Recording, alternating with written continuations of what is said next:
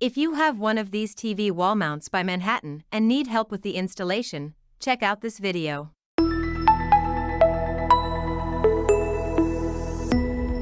Before we begin, please make sure to have a copy of the quick instructions guide. You will also need a power drill, a Phillips head screwdriver, and the correctly sized drill bits. If you install the mount on wood studs, you will need a 5/32 drill bit for the pilot holes. If your home is made of brick walls, you will need a 5/16 drill bit for specially designed stone walls. Finally, if you are drilling into wood, you should consider getting a stud finder. You will need it to locate the studs, otherwise you won't know where to place the mount. To begin, first line up the mount to the wall and make sure that it is level, and then mark the 5 holes, where you will drill into the wall.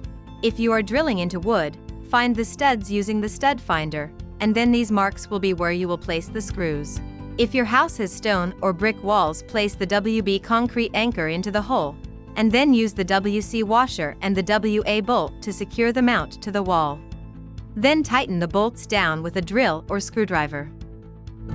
Now we are attaching the 2 arms labeled Part B to the display and hook them into the base.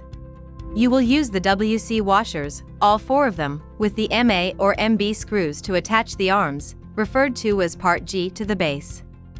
If you have a TV with audio-visual inputs on the back, you should see the included instructions for more detailed information, because you will need to use additional washers to make the inputs on the back of the television accessible. If all the inputs are reachable or on the front of the TV, you can skip this step. Next, we will hook the mount onto the display and then tighten the hook screw in the back of the mounting bracket to secure the display to the mount, as shown on the screen. Thank you for choosing Manhattan products.